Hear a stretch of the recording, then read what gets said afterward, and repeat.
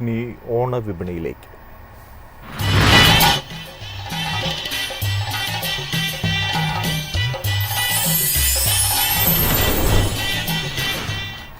തൂശനിലയിൽ വിളമ്പിയ സദ്യ ഉണ്ടാലേ മലയാളിക്ക് ഓണം പൂർണ്ണമാകൂ.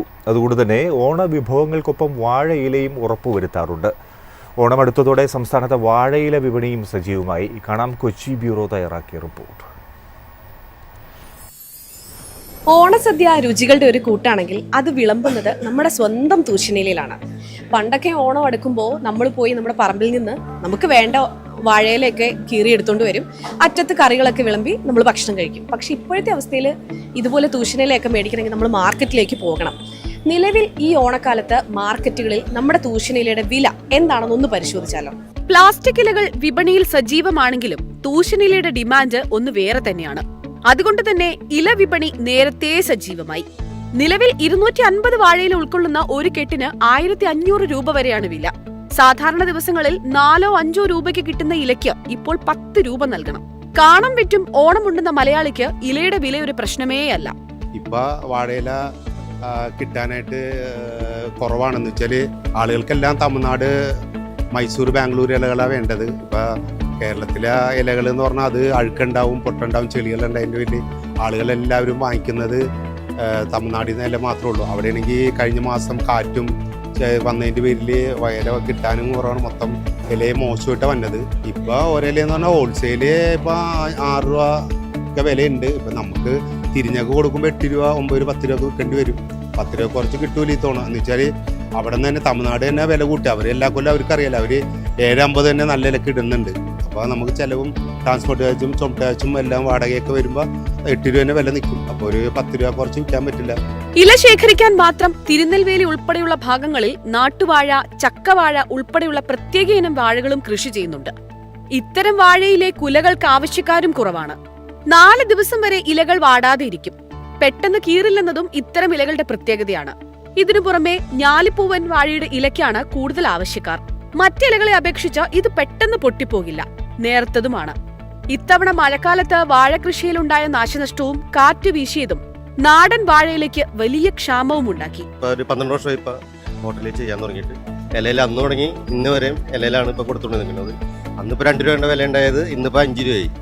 അതിങ്ങനെ ഓരോ ഇതിൽ തമിഴ്നാട്ടിൽ നിന്ന് വരുമ്പോൾ വില കൂടിക്കൊണ്ടിരിക്കുന്നു. ഓരോ ഇതിൽ ട്രിപ്പിലും വില കൂടിക്കൊണ്ടിരിക്കും. അല്ല, അത് കൂടുമ്പോൾ തന്നെ നമുക്ക് അതിൽ ഭയങ്കര ഒരു റേറ്റ് ഭയങ്കര വ്യത്യാസം തന്നെ ഉണ്ട്. നമുക്കത് ഊണിൽ നമുക്കത് കൂട്ടാനും പറ്റൂല. ഇപ്പം നോർമൽ ഒരു നമ്മുടെ ഇവിടുത്തെ റേറ്റ് തന്നെ 60 രൂപയാണ് ഊണിന് മേടിക്കുന്നത്. ഇല്ല, അതിൽ കൂട്ടാൻ പറ്റൂല. നമുക്കതിൽ കൊടുക്കാനേ പറ്റുള്ളൂ. നമുക്ക് നഷ്ടമാണ് ശരിക്കും പറഞ്ഞില്ല. അത് ശരിക്കും കണ്ടില്ലേ, വാഴയിലേക്ക് വില കൂടിയാലും നമ്മുടെ മലയാളികൾക്ക് അതൊന്നും ഒരു പ്രശ്നമല്ല എന്നിപ്പോൾ മനസ്സിലായില്ലേ. അപ്പോൾ ഈ ഓണത്തിന് നമ്മുടെ സ്വാദിഷ്ടമായ കറികളൊക്കെ ഓരോ അറ്റത്തും വെച്ച് നമുക്ക് നമ്മുടെ വാഴയിലെ തന്നെ ഭക്ഷണം കഴിക്കാം. ക്യാമറാമാൻ ബേസിലിനോടൊപ്പം റിപ്പോർട്ടർ വീണ സനു, മൈഫിൻ TV, കൊച്ചി. കേരള ഭാഗ്യക്കുറി വകുപ്പിന്റെ തിരുവോണം ബമ്പർ ടിക്കറ്റിന് ഇത്തവണയും റെക്കോർഡ് വിൽപ്പന. ടിക്കറ്റ് പുറത്തിറക്കി 1 മാസം പിന്നിടുമ്പോൾ 32 ലക്ഷത്തിലേറെ ടിക്കറ്റുകളാണ് വിറ്റുപോയത്. എല്ലാ കൊല്ലത്തെയും പോലെ ഇത്തവണയും ഓണം ബമ്പർ ഭാഗ്യക്കുറി ടിക്കറ്റിന്റെ വിൽപ്പന തകൃതിയായി നടക്കുകയാണ്. ടിക്കറ്റ് പ്രകാശനം ചെയ്ത 1 മാസം പിന്നിടുമ്പോൾ 33 ലക്ഷത്തോളം ടിക്കറ്റുകളാണ് സംസ്ഥാനത്ത് ഇത്തവണ വിറ്റുപോയത്.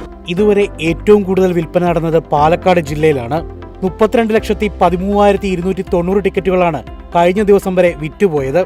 500 രൂപ വിലയുള്ള ടിക്കറ്റിന്റെ ഒന്നാം സമ്മാനമായി നൽകുന്നത് 25 കോടി രൂപയാണ്. കച്ചവടം നല്ല തിരുവനന്തപുരത്തേക്ക് ഫസ്റ്റ് പ്രൈസ് അടിക്കും ഒരു എതിർപ്പാർപ്പ് ഇருக்கு. 25 കോടി കഴിഞ്ഞ ദിവസം അടിക്കല, ഇங்கே திருவனந்தபுரம் அடிக்கல. அதனால இந்த வாட்டி തിരുവനന്തപുരത്തേക്ക് ഫസ്റ്റ് പ്രൈസ് അടിക്കണമെന്ന് എതിർപ്പാർപ്പ്.